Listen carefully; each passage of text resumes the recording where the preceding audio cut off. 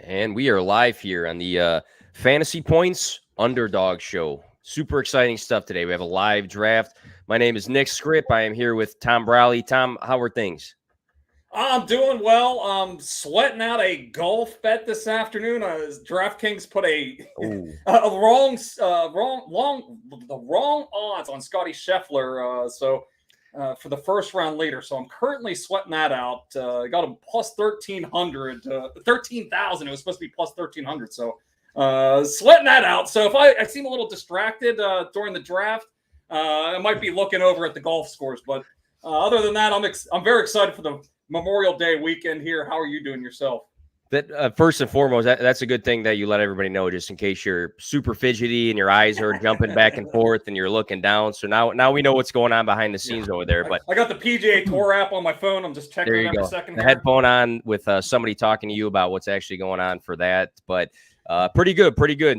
Gearing up for a bachelor party this weekend for my brother. Oh, boy. I just got back from one last weekend. Oh, man. So I'm sure you know how that goes. But yeah, super exciting stuff. I had to plan most of it, which probably wasn't the best idea, but we're getting there. We're getting there. So we'll be all set. But yeah, if you're tuning in right now, Underdog, the promo code for fantasy points, if you are not familiar with Underdog, is fantasy points. So it's fantasy PTS. And how Underdog works, we're going to go through a live draft here for a best ball league. And a best ball league is basically a fantasy draft that set your best lineup every week, so you don't have to touch it after you actually draft, which is pretty cool. And Underdog has tons of contests. They have over and under pick'ems that you can select for NBA, football, golf, everything. So there's a lot to offer on here. So definitely go check that out because you do get a deposit matchup with that promo code. But Tom, have you been doing a ton of these drafts? Oh, yeah. I mean, I'm more of the slow drafter type. I like to jump in the $10, the 12. I like doing 12-team. I'm a traditional guy. I like the 12-team draft. So I probably have about 10 of the slow drafts going right now. I'll jump in one, like one or two a day and just kind of, see my progress in those. And I jumped off a little bit because I was going to the bachelor party last weekend, so I didn't want to be like looking at my phone all weekend. But I got like 2 weeks here, with nothing really going on, so I jumped into about 10 of those right now. Oh, wow. So I am in full blown degenerate mode and the Underdog, the slow drafts right now. So I've been enjoying that. I've been finding myself. I keep picking towards the end of the draft, so I'd like to hopefully get like a top 3 or 4 pick here. I don't know the breakdown, but it's been a lot of the picks have been towards the end of the draft, so I have a lot of experience there. Yeah, I've done a handful of mixes of some slow and some fast drafts. Sometimes you get caught up though. I'm like in the work office. I think it's a slow day, and then it turns into not a slow day, and I have to with the left hand like do the fast draft while I'm typing up emails and stuff. But always fun stuff. They have the puppy that just dropped too, so that's a massive competition. Have you eyed that one up yet? I was looking at it. I haven't jumped into any yet. I probably over the Memorial Day weekend here. Maybe I'll get into a couple of the quick ones. If it's supposed to be raining here up in central Pennsylvania tomorrow. I'm not going to be doing any grilling or any outdoor partying on Friday night. So I might have a little time tomorrow night to do a quick draft or two. Yeah. It's only $5, right? Yeah, that one's only $5. I know that they had some of the other ones that were like $25, but I actually hopped into one earlier today, and it was interesting. It was fun. It was fun for sure. But there's tons of prizes on that. So I mean, it's almost like go play the puppy or like go do a scratch off for $5. I think I'd rather go the puppy route, to be honest. But, yeah, a little more fun. You get to do the draft. That's the best part of doing. In my opinion, I love redraft. I love managing the teams, and I obviously do the waiver wire, so I feel like I'm pretty good at the in-season management of teams. But the draft is kind of the best part of fantasy, in my opinion, and that's why I love doing these Underdog drafts. I love doing the slow drafts. I'll start jumping into more of the fast drafts, kind of like that week or two before redraft season comes along in late August, early September, just to get the quick twitch muscles going, ready to go there. But I love doing these drafts. This is a lot of fun, and I used to do a bunch of different sites. We were affiliated with a different site before, but this Underdog, the app it's pretty tough to beat. It's So even just like the layout, you get all the position breakdowns at the top. The ADP is pretty up to date. So it's just real intuitive and a lot of fun to do. I think it fills also that startup itch, because I think this time of the year, we just had the NFL draft.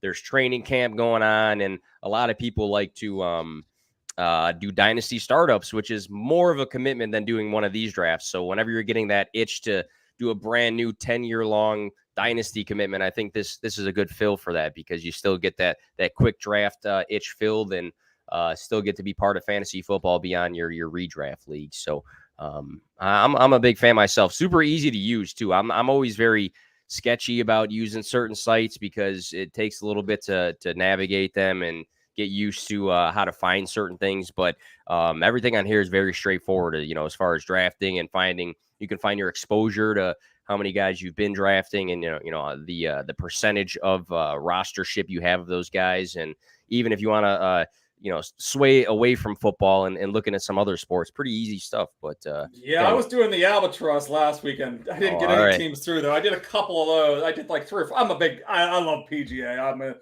I've been doing the picks for the site, and I did a couple. I do DFS every week doing for golf as well. So the Albatross came around last weekend and did 3 or 4 of those drafts. Didn't get any teams through, unfortunately. I did have a Justin Thomas team. I must have drafted pretty poorly outside of that one, but I think Joe Dolan, he got a team or 2 through. I think he went a little overboard though. I think he did like double-digit teams if I remember correctly. But that was a lot of fun as well. So I haven't dabbled outside of NFL besides the PGA, but I could see easily doing that. I'm sure they have like NBA contests and stuff. They do. I kind of got sucked into that. NBA in baseball right now, they have like it's almost like a DraftKings sort of thing, where you pick your lineup, but with this sort of style, they don't give you a budget. You do an actual draft. So if there's like 6 games, you're competing against maybe 4 guys, and you guys are drafting players from those 6 games. And for basketball and baseball, it's been pretty fun. It's super tough though, because one bad performance just completely burns your slip. Yeah, you have the game last night, and you have Kyle Lowry, and he goes 0 for 6, and your team is done there. But I could see that being a lot of fun if you're want to get involved in a game and not necessarily want to bet on the side or whatever. So I could see that being a lot of fun. And just on a side note here, got some awesome comments coming in through the YouTube channel. Quentin is an example. He's chiming in, talking about some dynasty trades he just made. So if you guys are watching, head over to the YouTube channel and throw some comments in. We love to interact with people on these streams, along with drafting. Tom, you mentioned before that you've been kind of getting caught at the end of these drafts. Yes. So for me personally, I'm a big like 1 or 2, 11 or 12 guy, because I like that double tap for me. But I know other people like that 6 spot in a 12 team draft. What's your money spot that you like? Yeah, I've enjoyed drafting up towards the front there. I mean, being able to get Taylor or McCaffrey, even one of the big receivers, Cup, Jamar Chase, or Justin Jefferson. I think having one of those first 5 picks is pretty appealing. But I haven't really figured out, where kind of the sweet spot is. I feel like the draft, the first couple of drafts I've done, feels like there's a bit of a drop off around 30, 32 picks in. Yeah. Feels like there's a little bit of a drop off there. So I haven't really enjoyed picking towards the end of the first round. You can get 2 really good picks there, but it kind of thins out by the time it comes back around to you at the 3rd round, start of the 4th there. So I kind of like picking maybe in the first 6 or 7 picks there. I think you can still get a good player if you go Eckler or Najee Harris in the first, 7, 8 picks there. So I feel like there's been a bit of a drop off there in the 30, 32 range there. And I think it starts to get a little thin. Yeah, especially when you do go back to back, and then you're waiting for what feels like forever for the next time you get to pick. It's almost like you got to walk away from the draft and go to the bathroom, grab a drink, and come back, and you're still waiting and watching guys go off the board. It's been I think that might be. I think we got more guys joining. We still need some more slots on here, so this is we're waiting for, I think, a handful more, and then we'll get going here. But it's also interesting to hear from some other people that are avid best ball players, strategies that they go into these drafts with. I know that the famous zero running back strategy, where people draft a lot of wide receivers and wait to the later rounds for the running backs. Some people like to reach on a quarterback in the second or third. Some people like to grab their anchor tight end with like an Andrews or a Kelsey. Do you find yourself kind of going through one strategy, or are you more of a let the board fall to me sort of guy? Because personally, I've been using some of these drafts as a tester for some of these different strategies, because it's $3. Not that you don't take it serious, but it's interesting to see, like, hey, if I go this route, this is how the board looks for me versus, just kind of going into it without a plan. No, I've always kind of been, I don't go into drafts thinking, I got to start the draft with, I'm not drafting any running backs for a long time, or I usually, depends on where I'm, slotted in.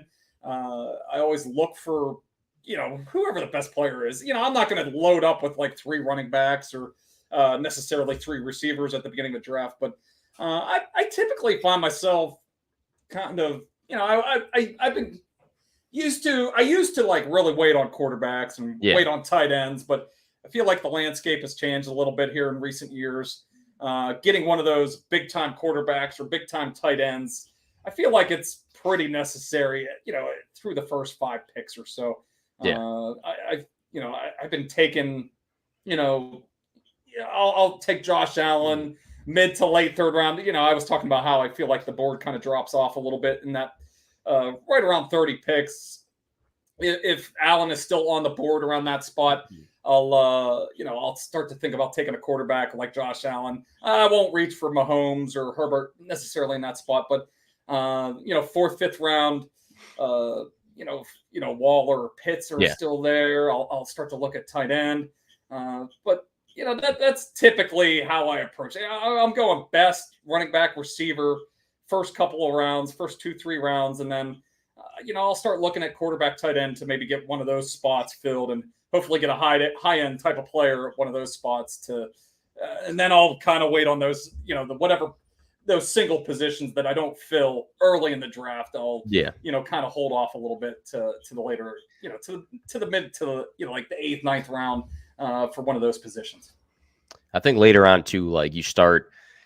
I mean, for me at least, I start to have more of a leeway of starting to reach a little bit, especially if I'm not going to pick for a long time. So a guy might be, not one of the top 7 guys ADP wise in the board, but I'm looking and I'm like, this guy who's ranked first, for ADP is a guy I'm kind of fading this year. The next guy, I don't think this is going to fill my team as good. So I feel like later as the late rounds go, you start reaching a little bit more, just because you have a little bit more leeway. You don't want to do that too early on, because then you're kind of giving away some value early to the rest of the board. So that's an interesting way to look at some things as well. Another aspect that I thought was interesting, just doing that puppy draft earlier, is the guys with the question marks next to them, guys that are banged up or might be coming off of an injury, or there's been some guys that had some legal stuff going on. Watching some of those names kind of drop a bit, like the Saints players, for example, with Alvin Kamara, I saw him kind of dropping a little bit. Michael Thomas, people were avoiding him. Chris Godwin, I thought was going to be avoided, and somebody kind of reached on him in the draft I was in earlier, which is a guy that's probably going to miss maybe half the season. So it's interesting to see how other people kind of address those question marks in these drafts, if they really avoid it like the plague, or if they just say, hey, you know what, I'm gonna fill depth later and just take these chances. Yeah, just doing these underdog drafts the first couple of times. Pennsylvania didn't have underdog last year, so, or at least I did, at least like through the early part of the summer. So I wasn't on there. Yeah. It feels like it's a lot more reactive on here. There's people are following the news much more closely. Guys that a little piece of news comes out, they're starting to fall a little bit. Yeah, Michael Thomas is definitely one that's he was going early 50s, in terms of like early mid-May there.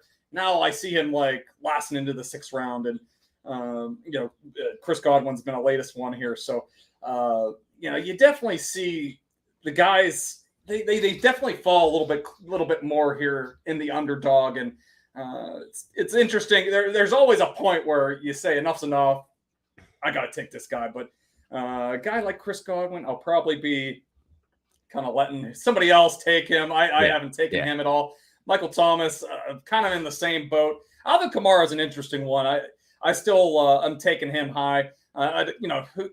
His legal situation, who knows if it's going to be resolved by the time the season starts. Haven't taken any Deshaun Watson really so far. That's a real interesting one. Mark. I actually had Drew Davenport on my podcast. I think it was last week, and we talked. He specializes in some of the legal cases, and I brought up Alvin Kamara and Jerry Jeudy and Byron Pringle that I'm sure we're not deep diving into too much, and it was interesting to hear from an attorney's perspective how these outlooks look, because like you were kind of saying before, everybody's super reactionary. I mean, Jerry Jeudy had the arrest report that came out, and then everybody's saying like he's dust and go grab Cortland Sutton in every single dynasty league right now. And I mean, not that you shouldn't already, but it is very reactionary news. And it's interesting to hear from somebody with a little bit more of a clear mind of how these things work, because you and I probably look at it too and say, I don't know if this guy's going to play. I don't know if he's going to miss time. Deshaun Watson, is he going to play one game? Is he going to play 16, 17? It's interesting. It definitely is. But you kind of have to, if you go and grab Watson, then you might need to take that extra quarterback in these sort of drafts just to kind of have a buffer. Oh, yeah. I mean, Watson's one guy, even like Jalen Hurts, I've been aggressive with. I start considering him like around the middle of the 5th round. There's just like a little bit of, it's just hanging over. He didn't play well towards the end of last season. Yeah. The playoff performance wasn't very strong. There's just a hint of, if he gets off to a slow start, maybe is in the mix here. So, that's another guy I usually take the third quarterback with. Those are two guys that I'm definitely taking the third quarterback whenever I take those two guys off the board. Looks like we still need 5 guys left for this draft. So hopefully we get that rolling here pretty soon. But if you are just tuning in, Tom and I are going to go through a live draft here, talk about how the picks go, talk about our individual picks. And if you are new to Underdog, it's running across the screen right there. If you use that promo code Fantasy Points, it's Fantasy PTS. You can have a deposit matchup up to $100 there for Underdog Fantasy here. Tom, I caught the live stream the other day, some of it, but then I got to be careful watching live streams. Yeah, you're at work, so you don't want to watch too much YouTube at work. The rankings, though, the ranking show. I was listening to some of your guys back and forth with the quarterbacks. I think John kind of kicked off his rankings, and you guys kind of weighed in for that. How diverse were your guys' mindsets as far as when you guys actually got to that stream, in terms of the rankings? Do you guys think that you guys are kind of far off from each other? Did you guys meet in the middle at certain places? How did that look? Yeah, John has some different takes. He had Burrow and Brady pretty high. He had them above, Jalen Hurts and Lamar Jackson. Those are two guys that I've been taking above both of those guys. Just having that rushing ability. Brady obviously doesn't have any of that, and obviously he throws it a ton though, so that he makes up for some of that way. But Burrow's a real interesting one, just because can he get? Is there even more of a ceiling? He's got the new offensive line. John's thinking has always been with these guys, you want to be early on people. You want to, especially stars, young stars. He's got great receivers, so people always remember when you're on a guy early, and so that was an interesting one. I'm definitely a little bit higher on Hurts and Jackson than those two. Kyler Murray was another one that he had a little bit lower. I still, I'm a little bit worried with DeAndre Hopkins, missing 6 games, and just the general poor vibes in Arizona right now. But Marquise, get Marquise Brown, I think is a big get for them. And, Kyler still, say what you will about, his overall, general play, but he still runs a lot. He still puts up a lot of fantasy production. So, I'm still taking him usually in the 60s somewhere. Dak Prescott's an interesting one just because, he doesn't necessarily have that rushing ability that, he kind of showed at the beginning of his career. He still runs for a lot of touchdowns, but losing Amari Cooper, Michael Gallup's a little questionable for the beginning of the season here. So a little bit worried about the Cowboys, but he's still in that nice zone there. He's still going 75, 85 picks off the board. So, still in on him there. It's interesting seeing some of these top 10, regarded guys lose a big piece in their offense. Lamar Jackson, like you mentioned before, with Hollywood Brown, who I was kind of shocked with because them two are like boys off the field. And then Amari Cooper, obviously, with the Cowboys. And now Gallup is kind of questionable to start the season. They might be depending on some other guys. And then you flip to some other guys who gain a wide receiver, and you start to think like, hey, is this offense going to look different? You mentioned the Eagles, and a lot of people want them to pass a ton more now, and it'll be interesting to see how that looks for them because it's probably a different playbook than it was last season when we look at the way that they kind of operated. Yeah, I've had a tough time with the Eagles receivers, especially Devonta Smith and Goddard. They were, excellent guys last year. Smith, he's on an upward trajectory here, but now you bring in a guy like A.J. Brown who's going to command a lot of targets.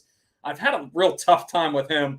I wanted to be high on him, coming into the season, coming into the draft. I thought maybe they'd take a first-round guy, but Devonta Smith is, going to be head and shoulders above whoever they took early in that, first round of the NFL draft in April. But whenever they got A.J. Brown, I'm like, I just don't know how much room for growth there is. And, I think the Eagles are going to, try to pass more. They're going to, expand the passing game here. But there's always going to be the rushing element with Jalen Hurts. You don't take away the best part of his game, and that's, his legs here. So, the Ravens tried it a little bit last year with Lamar Jackson. It didn't necessarily work too well. They struggled for parts of the season there, so it's going to be interesting to see how it all plays out in Philadelphia. Those two guys are very interesting towards the back, and even AJ Brown, kind of in that early third round. Yeah, he's a little bit scary. You just don't know how many quality targets he's going to get in that offense. Yeah, and some people were nervous about him before a little bit just because he's been a guy that's been banged up a lot. I'm not a guy that writes people off for injuries because I think we always have that. I talked about this. I think Joe was on my show and we were talking about Saquon Barkley a little bit, and I feel like people overemphasize like washed and not good at football instead of like injured at football, and there's like that line for that. So some people were kind of overreacting to AJ Brown a little bit, missing time last season, and now they think that he can't get quality throws, but he might just turn into a value at the end of the day because I think for a lot of people, some rankings I was seeing dynasty-wise, he was being slotted at that 3-4 spot. And, I think, all right, might have to pivot off this private draft. And, need two more people. I know we're getting close. I mean, two people. I say we give it 2 more minutes and then we'll go from there. I was listening to you, Tom, but while I was listening to you, I see the producers in the chat. I was DMing my mom, grandma, neighbors, and trying to get 2 more people into this draft here. Getting pretty close. Somebody just said that they should be getting in soon. Okay. And, right there. Another interesting tidbit with these quarterbacks is just a continued pairing of college QB, college quarterbacks. I feel like that's been like a weird shift in the NFL. I don't know if it's just like, turned into that sort of game plan, if it's just been ironic. I mean, you go down the list with Joe Burrow with Jamar Chase and Jalen Hurts with Smith and Tua and Waddle. And now we got back Devonta Adams with Derek Carr. Do you think the You think this is starting to be like a thought process in these organizations, or it just kind of falls that way? Yeah, I think it just kind of fell that way. I mean, the Adams one is interesting. It seemed like he was in a pretty good spot there with Aaron Rodgers, and there was a real good chemistry there. But it seemed like he wanted to get back out to the West Coast. He's a California boy. Played at Fresno State with Derek Carr, so wanted to get back out there to the West Coast, and pretty good spot. And he get the big fat paycheck there. Probably wasn't necessarily going to get that in Green Bay. And the other spots, I think it just kind of worked out that way. You look at the draft, how it fell, I guess Waddle, they traded up. They wanted to get him there. I think regardless, if Tua wasn't there, I still think the Dolphins probably want to go and get him. And, Devonta Smith in Philadelphia, he was kind of the best player on the board at the time. Yeah. A little bit of a drop off there. I think the Giants wanted to take Devonta Smith at the 12th pick last year, and the Eagles kind of knew it, and they jumped ahead of them. And I think it's just how the kind of the cookie has crumbled. And I don't necessarily know if we're going to see that necessarily become a trend going forward here with these quarterbacks playing with their old college teammates. Yeah. Might have just been some wishful thinking for some of the pairings that we still like to see. I think we're going to leave this draft and try to join a public league, just because I think we're struggling on those last two. So let's do that. Okay. And maybe you and I can. All right, we're leaving that. Yeah. And let's tell everybody to follow us. I know. Maybe if you got a chance. So we're going to go into the NFL. 3-person or 12-person, the $3 drafts here. Yeah, let's see if we can hop into this one. Okay. I'll jump in there with you. All right. So if maybe I'll send a message to the Discord there. Looks like we only need 3 more people for this one, and this is a public one, so it should. Yeah, it's the $3 12-person fast draft here. So there's 2 spots left. So come join us. Public league. All right. And this draft's going to fly. These. Yeah. You said you've been doing these at work. What's the half an hour? With the 30-second timer. Oh yeah. These fly by. I mean, you always run into somebody that might take a little bit longer, might get close to timing out. But myself, I'm trigger happy, so I start seeing like the 2 guys that I want. One of them goes. I'm next. I just click it right away. So. I'm a planner. I always follow the draft pretty intently, and I got the picks are about 3 or 4 picks away from me. I got 2-3 guys usually sitting there. Then I'm ready to go. If they go off the board, I got a backup plan. So I'm usually one of the quickest drafters anytime I'm involved in a draft. So looks like we're close here. One more person. All right, I'm excited to draft. I'm ready to go here. I know. All this I'm like sitting over here. All this foreplay. I'm ready for the real thing here.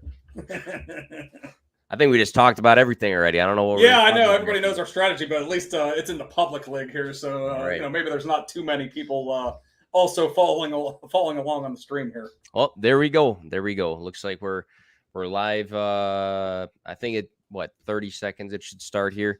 Should be filled. Yeah, I got the waiting screen here. Oh, I got the first pick. I see. I just had to complain a little bit. You wanted that, right? The overlords at Underdog must have heard my bitching and complaining that I've been picking at the end of these drafts so much. So I think I'll spoil the suspense here. I'll probably be taking Jonathan Taylor since I haven't had many chances to get him. So how many people right here on this list would you consider at the 1 spot? I think for me, there's 3 for me. You think there's 3? Yeah, I mean, tell me your 3, and then I'll let you know what Taylor, McCaffrey has the just elite, the 2,000-yard seasons he put up in 2018-19. That's, I mean, and his injuries I feel like have been a bit fluky. Nothing like real, not the knee tear, nothing that's ligament stuff. Yeah, exactly. Yeah. So I'm still very high on him. Oh, I'm on the board here. I'll get my pick going here.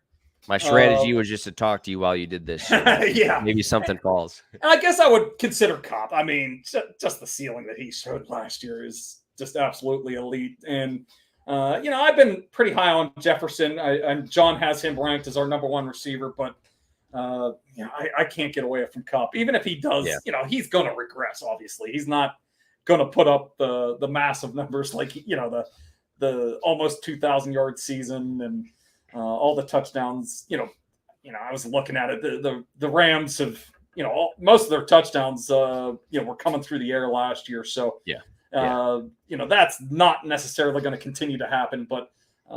It's tough to pass on him. So who are the guys that you're eyeing up at potentially if you have like a top 3 pick there? Top 3 pick. I like Jonathan Taylor. I like Christian McCaffrey as 2 guys that you can juggle for that one spot. I'd probably go Taylor like you just did. I also have for next season, and I completely agree with everything you said about Kupp, about what to expect from him. He's not, even if he regresses from the numbers he had last season, he's still the clear one.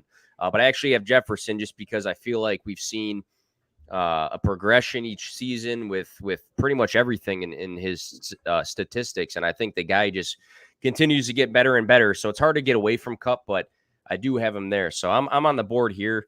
And oh yeah, 8th spot. You got some options here. Yeah. See, this is where I kind of juggle things around because I feel like Derrick Henry is going to be leaned on a ton this season. And, obviously the absence of AJ Brown, and Dalvin Cook could be right up that alley too. I think I can wait on receiver. I think I'll go Henry. I feel like if I wanted to grab a running back, I'm a huge Swift guy, and I'm putting Swift extremely high.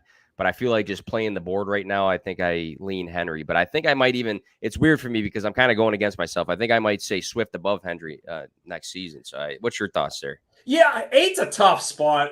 I think I feel like there is a little bit of a teardrop. I'm a little bit concerned about Henry this year. Yeah. Just the overall vibes of the Titans this year, trading away AJ Brown. I just don't know if the offense is going to be as dynamic as they have been in the years past. A little bit worried about the wear and tear on him. I've been kind of leaning more towards Dalvin Cook over Derrick Henry, but it's hard to go against the big dog. I mean, when he's been on the field, he's been elite. He's been putting up the touchdowns. I just worry that maybe the Titans aren't necessarily as good as they've been in recent years, and he kind of needs that favorable game scripts to really get things done. So there's a little bit of concern. I don't necessarily love picking in that 8th spot. It kind of puts you in that tough spot. Yeah. Went so many different routes right there, to be honest. Yeah, I mean, I wouldn't have blamed you any way you went there. I could see going receiver there and, grabbing a running back on the way back around, but it's kind of a tough spot there in the 8th spot. That's one spot where I really haven't enjoyed picking from so far this year. Coming up here pretty soon, and I mentioned Swift, and he went 4 spots ahead of where I was at. So even though I wanted to take Swift, because I have him probably higher than consensus, I thought that there was an opportunity for him to slip down to my next pick here, but it looks like it's not going to be the case.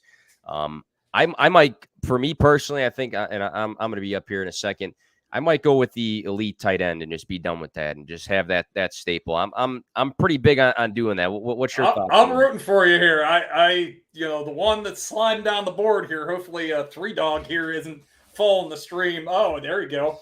You got a nice option here. You can go with whichever one you want here, but. I totally agree. I would probably go with one of these tight ends right now. So I'm actually going to go with the guy that finished first last season. I think that Kelsey is going to be great this year. Adding Juju and Sky Moore, they got some good options there. I think they have more options actually than Baltimore. So for that reason, I'm going to go with Andrews there. Yeah, the only thing I would worry about is just maybe the overall volume in Baltimore might be a little less here this season, but I can't blame you either way. I mean, Mark Andrews, he had some, things going against him 2 years ago with the COVID season. That was a tough year for him. The drops, and he had a lot going on with, being diabetic, and I don't blame, the breakout came probably a year later than it probably should have, but he's right up there with Kelsey for me. I probably would lean towards Kelsey, but at one point earlier this spring, I probably had Andrews ahead of Kelsey. So it's tight up at the top Tight, of the tight end position. Yeah. And they went back to back in this draft. Kamara just went off the board right there. Then Mike Evans. What about Mike Evans? What's your thoughts on that? Do you think that's high for Mike Evans? Obviously no Godwin for maybe half the season. Him and Tom had a good connection, but you might look at some of these other guys and say they might end up with more targets than Mike Evans. I don't know. You might be banking on another huge touchdown season. Yeah, I mean, the touchdowns have always seemed to be there for Evans. His ADP has gotten a little bit out of control, I think. I kind of liked him closer whenever he was sitting down, he was going about the second, third round turn, but now his ADP has certainly risen here. And that's corresponded with Chris Godwin sliding down the board here. So I'm up on the board. Leonard Fournette, I've been high on him. I've enjoyed getting him. But I'll get John Hanson's favorite here. Good spot to get him. Javonte Williams, lasting towards a turn here. I love that. And I guess I should get a receiver here. I was hoping Tyreek Hill might slip to me there. But now I got a decision here between A.J. Brown, we were talking about him earlier, or T. Higgins. That's a good battle right there. That's I'm gonna go AJ Brown. We'll go a little AJ Brown. I don't have a whole ton of AJ Brown yet, but I haven't been picking in this range to get a lot of AJ Brown, so I'm gonna get my share of AJ Brown here. I like that spot. Both guys, I would say. I mean, would you rank both guys in the top 12? Because I feel like Higgins can slide up in that 11-12 spot. I know it's not common for two guys in the same team. We've seen it plenty of times before. I'd probably put A.J. Brown, who you picked, above Higgins, but I feel like those are both top 12 guys potentially. Yeah, that's kind of why I'm leaning towards A.J. Brown. I feel like there's a chance for him to have the bigger target share in Philadelphia. Jamar Chase is always going to be there in Cincinnati. Yeah, he's obviously going to have a bunch of spike weeks playing with Burrow and playing in that offense, but I just like the potential for maybe A.J. Brown to have a bigger piece of the pie in Philadelphia. So I still have A.J. Brown ahead of T. Higgins for that reason. All okay, right, you're on the clock here. I'm on the clock. Very interesting. What are you thinking? You got a running back and a tight end, so I feel like you kind of got to go receiver here. Get one of those on the board. I'm trying to – I got to weigh this out, and then I'll probably speak my mind afterward. Okay, go ahead. You know what? Got 8 seconds. I'm gonna go with Pittman. I love Deontay Johnson. I really do. That was a thought of mine. How that's gonna look, that's to be determined. DK is another guy I like a lot too, but a lot of question marks there. I feel like Pittman took a big step last season, and I feel like it's an upgrade to the quarterback position. I think that he's gonna be a guy that I'm not gonna say he's Matt Ryan's new Julio, because he's not Julio Jones, but he's still can be looked at as Matt Ryan's new guy. And say what you want about Matt Ryan, maybe declining a bit in his career, but I feel like it is a QB upgrade. So that's kind of why I went that route. Oh, I agree. I would go Pittman in that spot as well. Pittman, he's got the chance, that receiving core behind him. It's, Alec Pierce, Mo Alley Cox, Paris Campbell. Is he going to stay healthy? A lot of shoulder shrugs. I don't know. Exactly. And Deontay's elite, but he's got, a little bit more competition for targets. We liked what Pat Freiermuth did last year. Chase Claypool had a down season, but, he could certainly bounce back. George Pickens is in the mix now. And, I feel, this is a 1 year, obviously redraft. I feel a little more confident in what I'm going to get out of Matt Ryan this year compared to the quarterbacks in Pittsburgh. I'm not expecting, Kenny Pickett and Trubisky to fall, completely on their faces, but there's a chance that, they're bottom half of, bottom 10 type of quarterbacks in the league this year. I think Matt Ryan was in a pretty tough spot the last year or two in Atlanta here, gets an upgrade, he's immediately in a better offense. And I agree with your pick there of Pittman. So what are you thinking coming back around here? You got the middle pick here in the 4th round. Yeah, you know what? I'm a big solidify 2 running back guy, because I know that there's going to be some value later on, but I feel like the depth of the position is just so different, running back to wide receiver. I already got my tight end, so I'm done there. Quarterback, I think I'm going to wait on a little bit. So I kind of want to grab a running back here, but Breece Hall, the big question mark is going to be what sort of what sort of cut Michael Carter is going to take into the role, talent wise. I mean, he's an absolute stud. The last 2 years, what he did in college football. I like David Montgomery. I think he's going to see some nice volume too. I think I'm going to reach on Breece Hall a little bit here. Okay. And my thinking is they went and made sure that they traded to go get this guy. He can do both things. I know Michael Carter's there, but I don't think Michael Carter is a world beater at the end of the day. So, what's your thoughts on Breece Hall year one? Because I think, again, you mentioned it. This is redraft, so redraft, dynasty, two different mindsets. But what's your thoughts? Yeah, I like Breece Hall in that range. I think he has that potential to be the bell cow back in that backfield.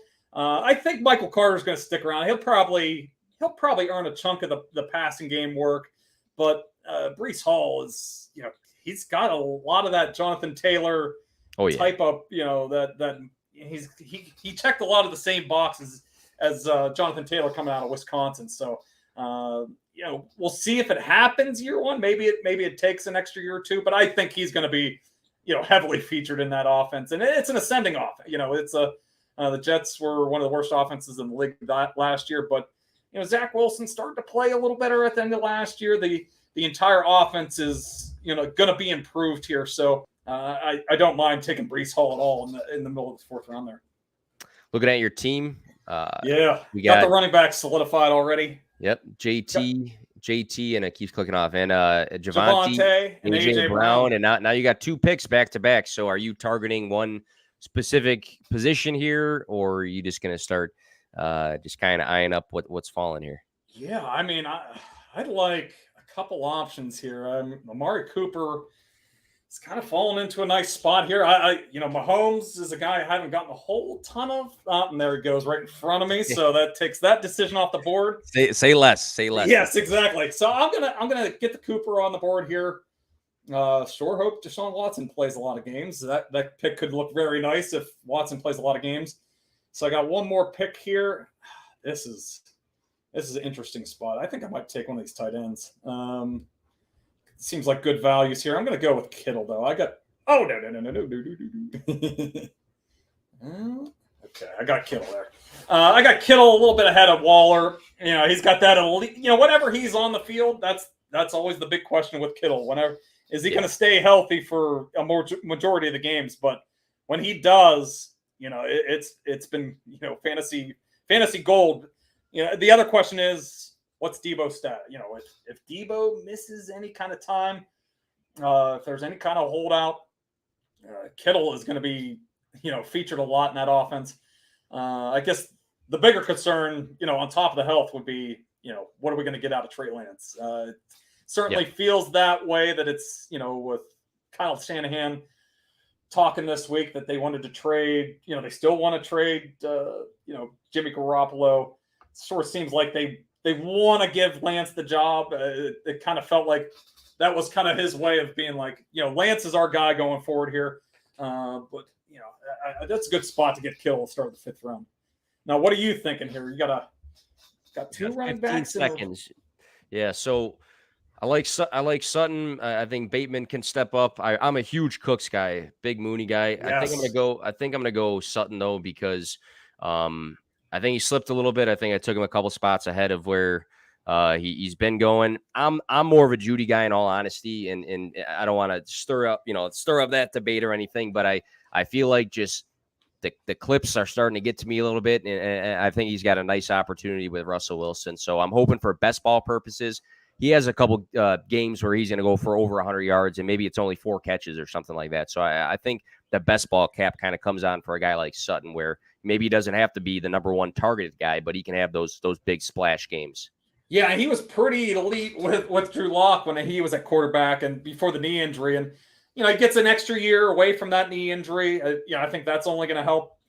Whenever these guys have these major knee injuries, sometimes the year after that is the year that you want to target him. So he's going to be like 18 months clear of that injury. Should be healthy. And, Russ has been, just an elite downfield passer. So that could really unlock Sutton. I have no issue going after either guy. I think they're both going to have a lot of potential. I guess the general worry, why I've been kind of sliding all the, those two Broncos down. It's just, there's a lot of mouths to feed. There's KJ Hamler, you got Tim Patrick, you got Alberto. I think those two guys are going to clearly emerge as the top two guys, but it's a little different than the Seattle offense the last couple of years. It was all DK and Tyler Lockett and a bunch of scrubs behind them. So it is a bit of a different dynamic, but the offense is probably going to be run a little bit different with Russell Wilson in Denver as well. And they featured your guy who you picked, Javonte, a little bit in the passing game last year. I think him and Melvin split on the dot for carries, but Javonte had the edge in reception. So a lot of people are worried about, Melvin Gordon being back, but I feel like that carry split's going to start shifting in his direction. Plus, he was the guy that was actually utilized in the passing game. I think that might have been a little bit of a surprise just how good Javonte Williams was in the passing game. He played with Michael Carter at North Carolina, so he was featured in the passing game, but not necessarily as much as a typical college running back may have been with his skill set. So he did get to show that a little bit more last year in Denver. So I hope that continues to come out. And for this team here, I got Javonte at the end of the second round, so hopefully he gets to continue to develop as a receiver. I went with Brandon Cooks. Yeah, that's a great value. That's a great value. I love it. I love it. Every single year we do this with Brandon Cooks. Like, yes. I know in the past we used to say it was Robert Woods. It's always Brandon Cooks. He gets 1,000 receiving yards. It doesn't matter who the quarterback is, what the team situation is, if they're good, if they're bad. He does it every single year. I made a board session video last year. His ADP at the board session video I made, like with a whiteboard, was like wide receiver 39, finishes a top 20 guy. I mean, what else do we need to do to make sure that people draft Brandon Cooks appropriately, because he's going to see a ton of volume this year and be awesome. He's going to have over 1,000 yards. Yeah, I mean, he exceeds ADP almost every year. I mean, he's a guy personally I've been moving up in my rankings. I think I have him in the mid 50s now, maybe even higher than that. Getting him at 65 seems like a really nice bargain. So I love that pick. I was a little jealous of that one. I would love to get him in the mid 6. I kind of juggled him and Mooney just because Mooney is going to see obviously some clear volume as well. But again, redraft mentality and just knowing that I've seen Cooks do it for a long, long time. And Mooney, I think, is going to be good too. But I just kind of lean towards the guy that I just have a more solidified picture of. Not that Mooney won't do it. I'm a Bears fan. I'm in the Chicagoland area, but yeah. All right, I got a tough spot here. Oh yeah. I don't. Board is kind of falling off here a little bit. Starting to see some rookies. I'm gonna go. Adam Thielen. Did I get it in? Okay, I got Adam Thielen in. Right. Guy I haven't been getting a ton of, but at this range, 72. I mean, he's been pretty elite when he's been on the field here. All right, I might as well get my other pick in before I talk too much. I think I'm going Brady here with get my quarterback out of the way. All right. I still have yet to do so. I'm just by the time the board comes back around to me, that will probably be about 95, 96 picks in, I guess. Yeah. Yeah. I'm just a little worried it might be picked over a bit at quarterback by the time it comes back around to me. So I'll take my, top guy on the board here at this spot, and because we'll see, but I would imagine, Wilson, Prescott, Stafford, and maybe even Rodgers would probably be off the board by the time I get back on the clock at 95 or 96. So you're starting to get into that, you're kind of reaching for Lance or Carr at that range. So I'm going to just get my quarterback out of the way right now. I think I'm going to try to.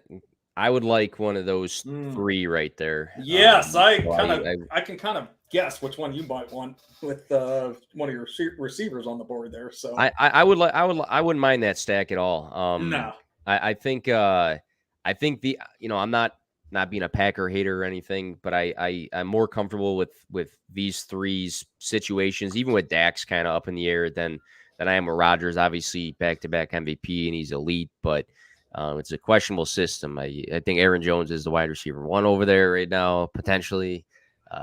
Just as a joke. Yeah, he really might be. I mean, Love that value, though, this year, because he's another guy that I think a lot of people get so worried about with the committee he's in, and he might not even be the lead rusher, but the volume's got to be there this year. I mean, look at their one playoff game, 9 catches for 120 receiving yards or whatever it was. I'm going to do that. Did you read through Graham's stat pack that was posted today? There was some good little tidbits in there about both Aaron Rodgers and Aaron Jones there. I need with and without Devontae Adams on the field the last couple of years. There are articles like you have to kind of set time aside for those, because I don't want to like half read them, and like today was kind of busy at work, but when you see some of the work that those two guys put in for their lengthy ones, like Scott Barrett's the rookie wide receiver model that he had, I think it took me like 3 days with the highlighter, and I was just going through. Yeah, you need to print that out and get the highlighter out and I did just it, take notes on all that. Go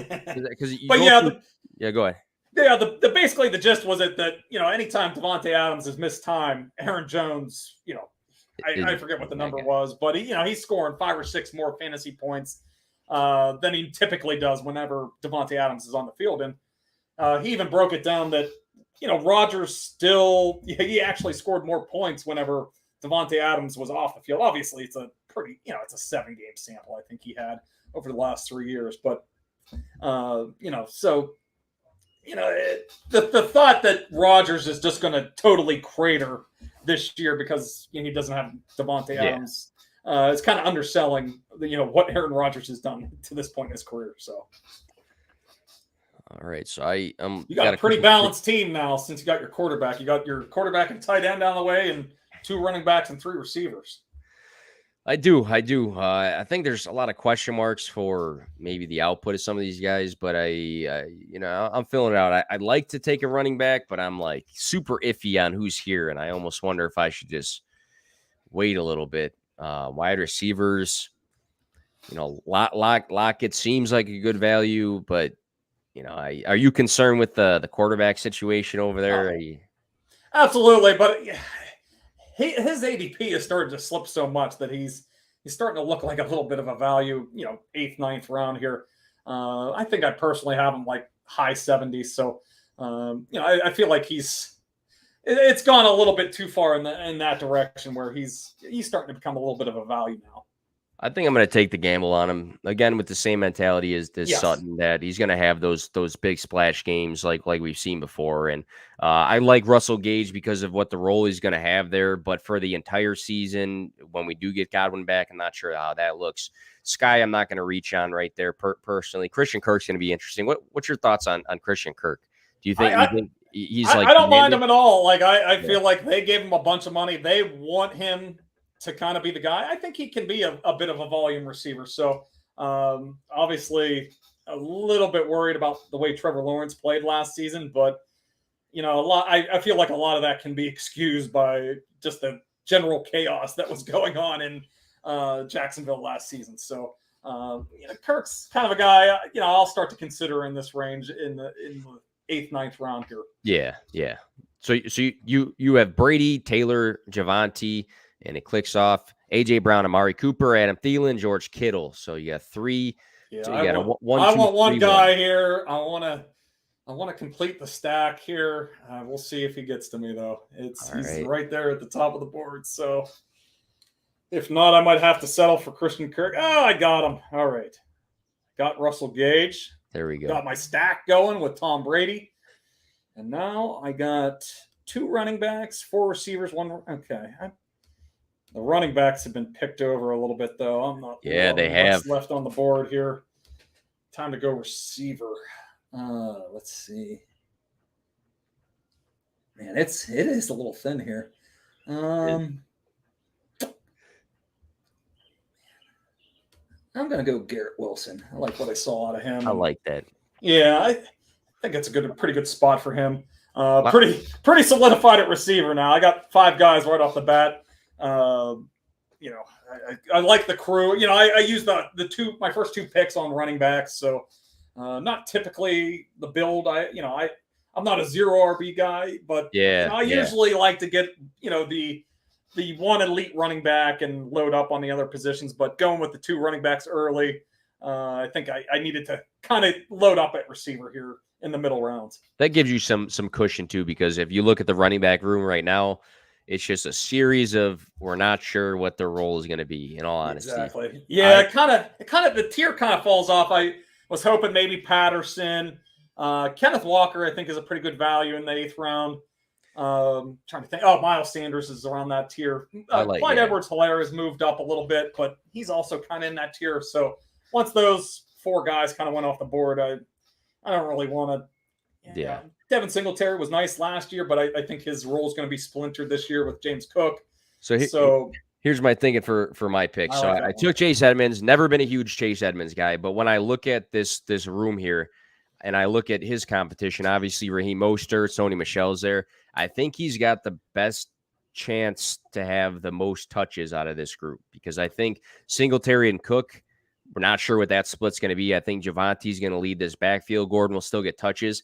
Penny and Kenneth Walker might be battling it out. Dameon Pierce could be a value, or he could be a guy you end up dropping. So yeah, I'm not a huge Edmonds guy, but I feel like he's got the best chance to touch the ball the most out of those guys. So that was my thinking. Yeah, I think his role's kind of solidified as well. Like at the very least, he's going to be, I think, working in passing situations. He at least has that role locked down. I think he's also going to get some carry opportunities as well. I don't think they're just going to give him all to Sony Michel and Raheem Mostert. Not really worried about Myles Gaskin taking passing down work away from Chase Edmonds. So, that's about the spot where I would consider him. I mean, looking at the running backs, I totally agree with you there. Maybe Ramondre Stevenson in this spot, but yeah. I mean, it's tough with that Patriots backfield. They use the 2 picks on rookie backs. And they continue just to hoard. I think they're like the big, someone's going to be super good here, but maybe everybody's going to touch the ball a little bit. I don't know. That's the way the Patriots, they just like to hoard those running back bodies, and, whoever kind of emerges, and makes it tough on us to kind of decipher, what's going on there. But, maybe I'll be able to snag him on the back way, on the way back around here. Not loving the running backs that are left, but I kind of need to go after the running back position now. All right. So this is where things get a little risky. Tony, we saw some good games at him last year. Yes. Tyler Boyd is like the best wide receiver handcuff. I'm going to take a really big chance here, and I'll let you know why. I'm going to take the chance on Jameson Williams, and the reason being is I see the reports coming out saying that there's a chance that he could be ready week 1. If I get him on the back end for best ball, where the last 5 weeks he is like some sort of he's the guy in the same system, Amon-Ra St. Brown, where he's having these big games at the end of the season, then I think I'm happy with that pick, just because we know he's a guy that can take a ball 5 yards for 60 yards, but it's risky because we're not sure the exact timeline. But it seems encouraging, the reports I've seen. I don't know. Yeah, it seems like he's on a pretty good track. I guess the only thing I would worry about is that the Lions, aren't necessarily going in. This is a team that's building for the future, so they're probably going to play it more on the cautious side. But it certainly feels like, maybe it feels like he should be back by October at the latest. So even if you get 12 or 13 games out of him, you're drafting your wide receiver 5 at this point. So I mean, that's well worth the risk. And if he's a guy that you can use quite a bit down the, in the middle of the year and the back half of the year, that's a pretty nice value there. All right. So you are going to be here soon. You are on the clock. I am on the clock. All right. Well, I gotta get some running backs. So I'm gonna roll the Dameon Pierce dice here. I could go Ramondre Stevenson, but I'm gonna go shoot for the moon here with. I like my top 2 backs. I have guys that are going to have huge roles, so I feel like I can take on a little bit more risk with Pierce. And my second player here, do I dare? Kittle's a little risky, but I do have Brady. I think I might go Gronk here. I got the super stack going with Brady. I'm going all the way in on the Brady stack. This is just team Buccaneers right here. Yeah, I think I might as well. I mean, that's the one good thing about I haven't drafted Brady a whole lot so far in this 6th, 7th round. But, whenever you take them, you can really fill up on those stacks, on the way back around with Gage in the 9th round and Rob Gronkowski, 11th, 12th round. I mean, all indications, Gronk was, practicing, doing a little side session there with Brady the last couple of weeks. And it certainly feels like, he's just posturing here. He doesn't want to practice. He's Gronk, man. Just throw the pads on me. Get me out there on Sundays and let me play. Yeah. The first half of the first game, he'll probably upchuck a little bit, get everything out of his system, then he'll be good to go. I think he seems like a guy that can get in. He's even said it. He can get into game shape pretty quickly. So, I mean, just look at him. He's chiseled. So I don't have major concerns about him getting ready for the season, even if he, decides to sit out halfway through the training camp to miss a few practices. Man, I thought about grabbing another running back, but I'm really conflicted on who I would take in this spot. Rachaad White, is he going to have a role right away with the Buccaneers? I think Leonard Fournette's role is pretty solidified there. Yeah, I like White. Just there is a chance that he gets the passing work. I'm not sure if he does, but he also feels like he's going to be like a Madison type. Has elite handcuff potential, but maybe just take Madison because we already know that he's kind of the handcuff anyway. So you could go either way on this one. And I got a lot of receivers. There's plenty left, so I feel like I need to grab somebody here. I think I might gamble on White to take some receiving work, and maybe he can be a handcuff at the same time. The thing is, if he ends up being a handcuff and so is Madison, I think there's a better chance that White still gets something in this offense versus Cook gets everything when he's healthy. So that's my separator right there. Yeah, I mean, and White gets to play with Tom Brady.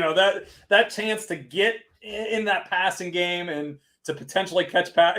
We've seen running backs just have immediate success as receivers playing with Tom Brady. So if he would somehow get that role, if they're looking to keep Fournette's workload down a little bit this year, and if he gets a lot of that passing work, he's a guy that he's not going to kill it, but he has a chance to be like a low-end RB2 a lot of weeks if he catches 4 or 5 balls and that takes one to the house. Yep, and takes he scores a touchdown, and then Fournette does get hurt. He was RB1 last year in that role. Kind of getting the goal line work and getting the receiving work, and I like that move. And I was sick of seeing you take all the Buccaneers, so I said I need some sort of piece. Yeah, that's right. I didn't want him. This is the Buccaneers live stream here. We got the whole roster basically. All right, man. So you're gonna attack one of your one-off positions here at this spot, or are you gonna continue to load up at running back or receiver? Quarterback wise, tight end wise, my tight end's on a bye week 10. You know what? Out of this group, I'll be a homer and I'm gonna reach. I'm gonna reach completely. Nobody else is in this offense, and this is the year for the Cole Kmet breakout. We've been saying it for, I don't know, maybe over a year, but I think that he's just got out of the tight ends available, maybe Irv Smith, you can say, but he has maybe the highest ceiling for targets on a consistent basis. Some of these guys might get 4 targets one week and 7 on another week. I feel like Cole Kmet might have the consistency in the targets, and what was missing from him was the touchdowns. The receiving yards receiving yards took a bump a little bit, which was a good sign for him with Fields across the middle, and the receptions were better. So touchdowns will come. I feel like that's the least of my worries is touchdowns. If he wasn't getting receptions or receiving yards, then I'd be like, I don't want to take the chance. I love it. Jimmy Graham isn't there anymore. F you, Matt Nagy. Just always putting Jimmy Graham in at the goal line. Let's throw the ball to the decrepit old tight end and former basketball player. Make sure you say that. Yeah, former basketball player. It's said on every stream for every Bears game. It was. So I don't think we're gonna have to watch that this year. That was maddening as somebody that had Kmet on some teams. He would get all the catch. He was solid for like that 8 points. He'd get 4 catches for 40 yards, but never got the goal line opportunities. So missing a touchdown. That should change this year. All right, back-to-back picks for Tom here. Oh man, I was hoping to get maybe Justin Fields there. I'm going to take Henderson here. Just a hair of worry about Cam Akers. Pretty good handcuff. I was drafting Henderson a lot in this, basically the same spot last year, just in case Akers got hurt, and unfortunately he did. So I kind of like the spot here for Henderson. And my other spot, I need go quarterback, but Fields is off the board. I feel like there's a bit of a drop here, so I'm gonna go Jamison Crowder. playing that Jameson new Crowder. Cole Beasley role. He's a little more dynamic than Cole Beasley. I kind of like this situation for him, stepping into, he's played with these Washington and Jets offenses that were, pretty pedestrian. So now he gets to step into an offense with Josh Allen.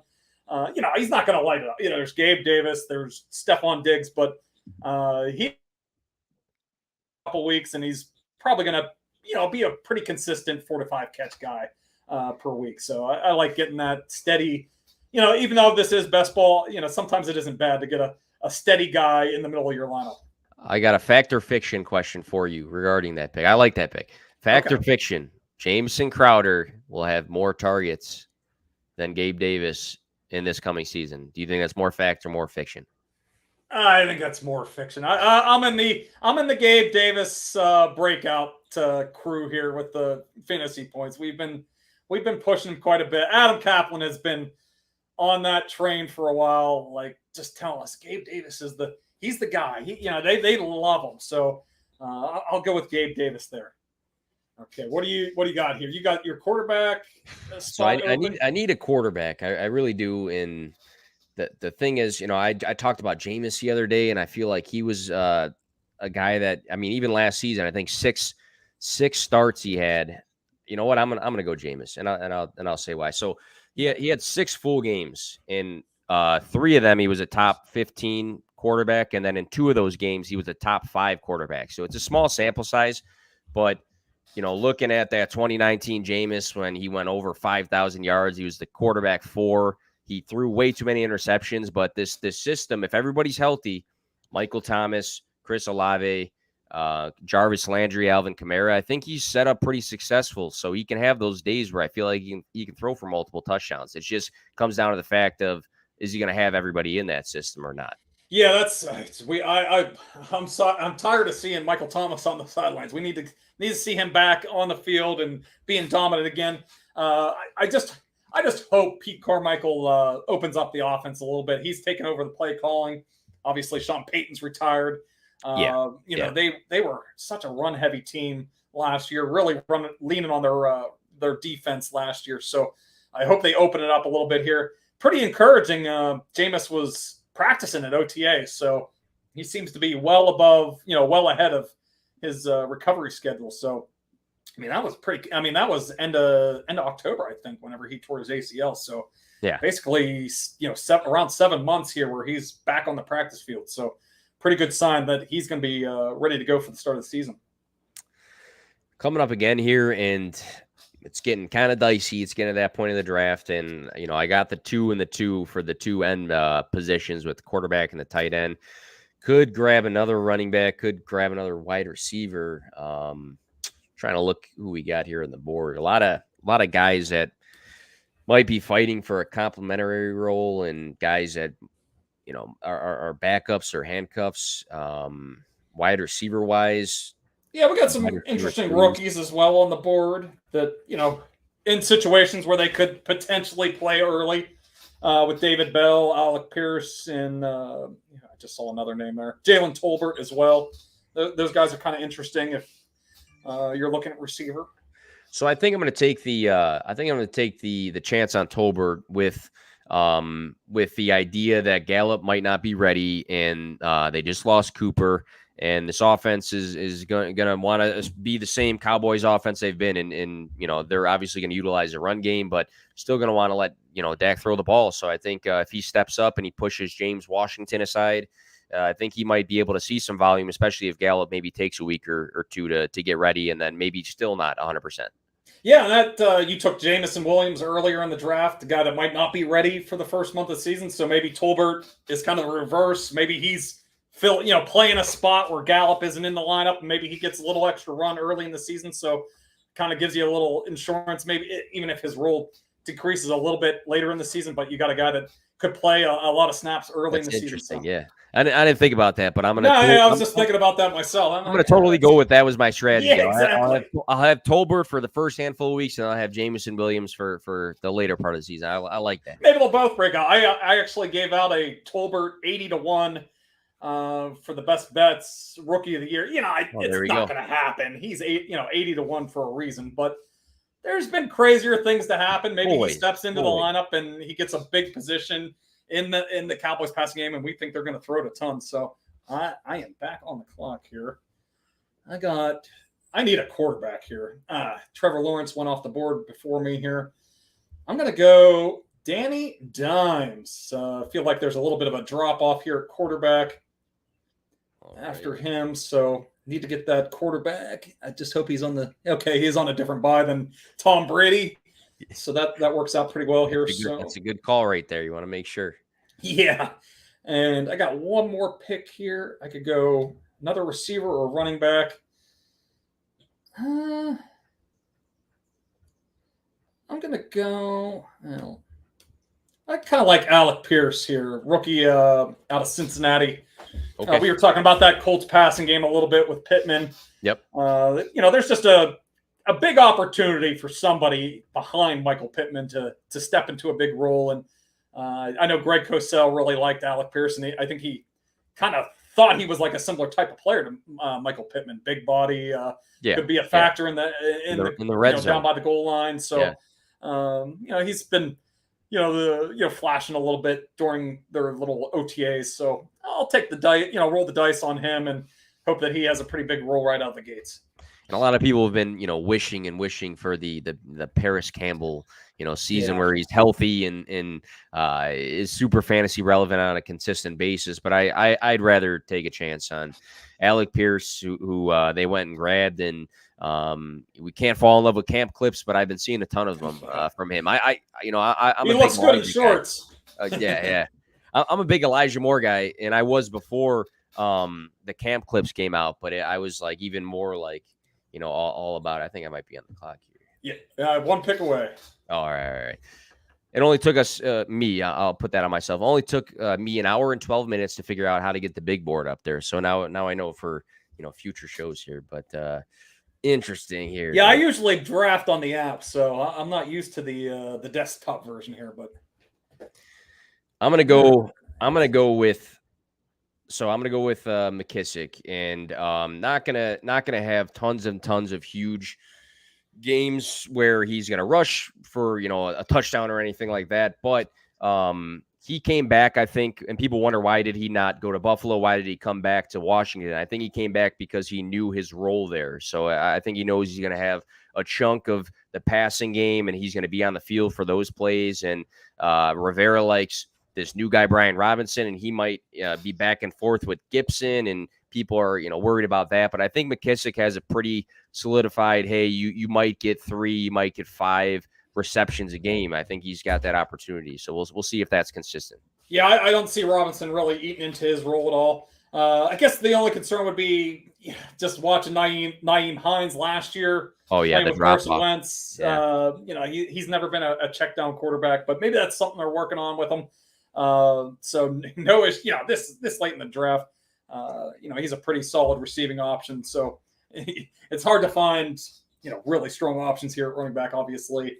Yeah, I think we're like at the RB 56, range here. So you're throwing darts at the running back. Yeah. And I think we can just find that one little good point to bring up about everybody that's left on the board and just be super wishful with our thinking. Yes. So I'm going to start looking. I'll put the big board back up in a second, but I want to kind of scope out what's going on. So my build 2-5-6-2, which is interesting. Just took a running back. I think 5 running backs right now. That's fine. That's usually I'm good with 5 running backs. That's usually where I kind of draw the line. I usually like to get 8 receivers, and then I'll go 3 quarterbacks or 3 tight ends. Usually 3 quarterbacks, but if I have some concerns about like myself, I have Gronk and Kittle. I'm probably going to be taking a 3rd tight end just in case Gronk decides to stay on the beach, or and Kittle misses half the game. So I probably need the extra insurance at tight end. All right, so it's kind of gross. It's kind of gross, and I'm probably not reaching a ton, but no Hopkins. Last season when he was healthy, he actually had a couple games in the 14-point range. So I know it's not, the sexiest of picks here, but I think I'm going to go AJ Green for the chance that I get 3 good weeks out of him, 4 good weeks out of him. We saw that last year. He had a couple pretty good games, and now we don't have Hopkins and Hollywood's in town, so maybe I'll gamble there with the older guy. No, I like that. I no issues there. Green's going to have a pretty nice. He's going to get like 6 to 8 targets per game, especially in those first 6 games of the year. We'll see how long he lasts, but he should at least have a pretty strong first half of the season, and we'll see if his old body can. That's going to be the factor. That's going to be the factor. Let's see. All right, so you got back-to-backs coming up. You got a 2-4-7-2 build as of right now. Yeah, I was a little bit over the last couple of picks. I was hoping, man, Hurst, Ingram, and Hill, and Thomas, all 4 guys that I was kind of looking at the tight end position have been taken. So, it's kind of gross, but I think I might go with Austin Hooper. Not sexy at all, but Treylon Burks is kind of the number 1 receiver. You got Robert Woods as the second receiver who's coming off an ACL injury. So, I don't think Hooper is going to be a guy that gets me a ton of points, but he should at least be consistent if, I have issues at tight end with Kittle and Gronkowski. So I'm going to take him. I kind of need a running back here. And I'm going to go, even though he's listed at Kansas City here, I'm going to take Daryl Williams, the new. I like that pick. Hopefully, the new handcuff for James Conner. Maybe he gets some of that passing game work. Cliff has been more of a committee type of guy in the early years, the first couple of years. Not necessarily last year. Whenever one of his guys got hurt, he kind of gave them the bell cow roles. But maybe Daryl's able to get some passing game work next to James Conner this year. So I think there's a little bit of that potential, like you took Rachaad White. Yeah, maybe he gets the passing game work, and maybe he's a pretty good handcuff. We saw it last year when Edwards-Helaire was out of the lineup. He had a couple, pretty big games there. He was carrying teams in the middle of the season there off the waiver wire. So hopefully, just get a couple big games out of him. If Connor's injury problems, pop back up, maybe he has a bunch of big games. So I think that's worth a risk at this stage of the draft here. With Hooper, maybe hoping for some flashes of the Falcons version of Hooper, which, I mean, he was in a more demanded role than he was in Cleveland. And, he has a chance now with that. And Daryl Williams, I saw yesterday, people were nitpicking like his efficiencies as a runner, this and that.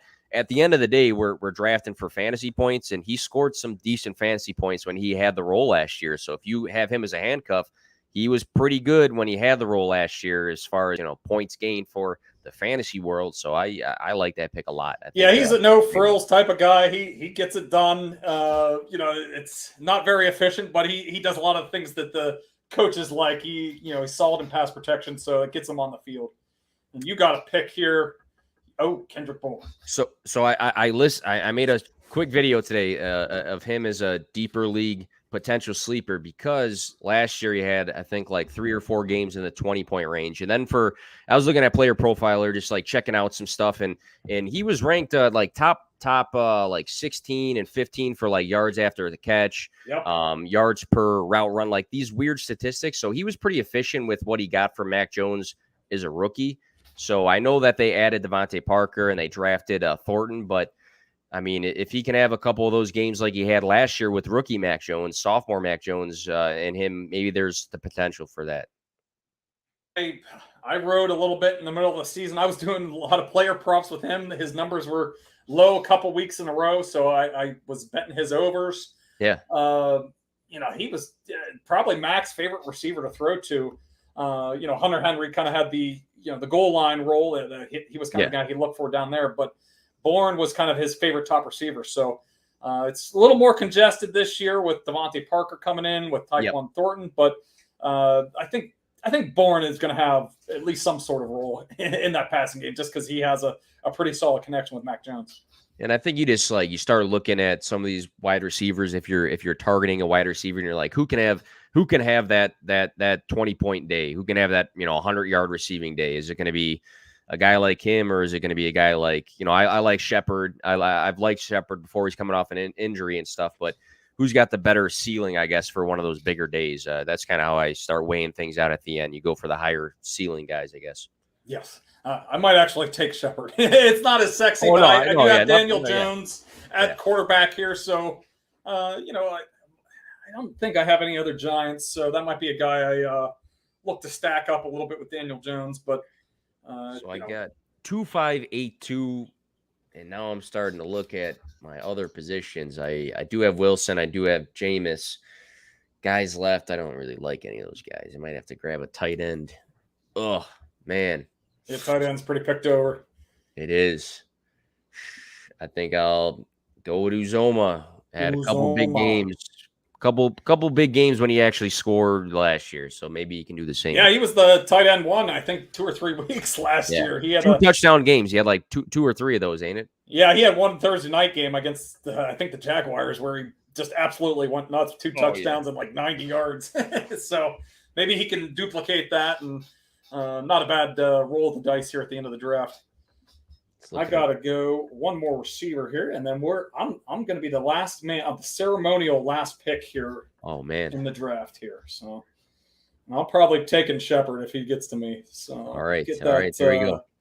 Get that connection with Daniel Jones. I don't see any other. I mean, I got the Tampa Bay stack pretty wrapped up with Russell Gage and Rob Gronkowski already here, so I'm probably gonna go Sterling Shepard. A little concerned after they took Wandale in the second round and coming off an Achilles injury, but he's been damn solid whenever he's been in the lineup. It's just the availability with him. He's the safest in that whole group. If everybody is healthy going into the season, he's the safest because he's had that connection, and he's been a guy that's had a couple seasons with some decent target numbers. And I think him and Danny Dimes got a good connection, and these other guys got big question marks next to him, I think, going into the year. And if Shepard's healthy, I think that's a good pick. And he is available. And I am going to end the draft with Sterling Shepard. All right. Right. Where do I see the Okay. Quick rundown. I'll do mine here while you pull up your team. I got Brady and Daniel Jones at quarterback. Right. Jonathan Taylor, Javonte Williams. Got it right on the screen. Here we go. Okay, Dameon Pierce, Daryl Henderson, Daryl Williams, A.J. Brown, Amari Cooper, Thielen, Gage, Garrett Wilson, Crowder, Pierce, Sterling Shepard, and Kittle, Gronk, and Hooper. All right, how are we feeling about it?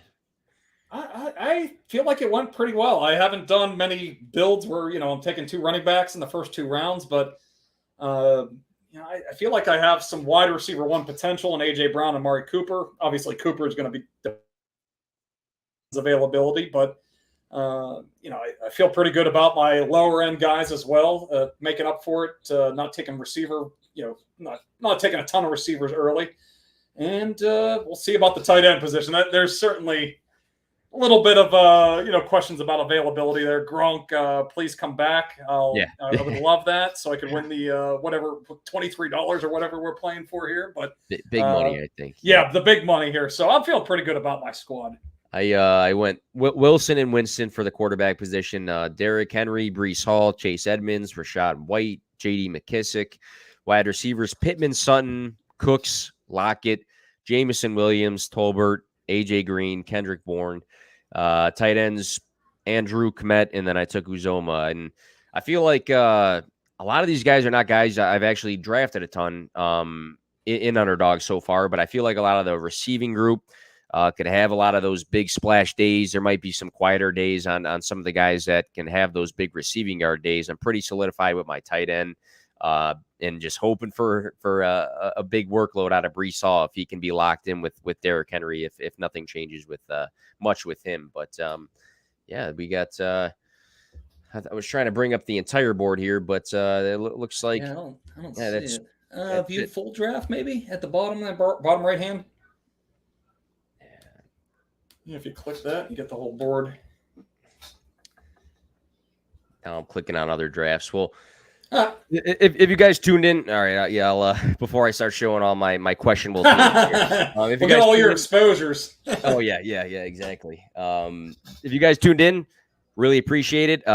Again, if you are new to Underdog, go check it out on the app. You can do the website version as well. I'm on my laptop and I pulled it up. I think Tom might have been as well. But use that promo code Fantasy Points, Fantasy PTS, and you can get that deposit matchup and $100 bonus cash for your first deposit. So that's a huge incentive to sign up on the app. And I do a bunch of drafts throughout the week. Sounds like Tom's pretty active on there as well. And thank you guys for tuning in. Tom, anything to close us out here? Yeah, just get on the app. You'll have a lot of fun drafting. I certainly will. It's early in the process, but if you're looking to get an early edge and just getting into the draft rooms early here, getting a feel for how drafts are. I feel like just getting an idea for how drafts are developing early in the year is going to help you in August. So I love getting the drafts under my belt early in the year, and I highly recommend it. And it's a lot of fun, and you can win a little bit of money doing it. So get signed up on Underdog. Absolutely. Low commitment, low dollar amount, ton of fun, easy to sign up, easy to use. Go check it out today, guys. Thanks again for checking it out, and have a good rest of your night.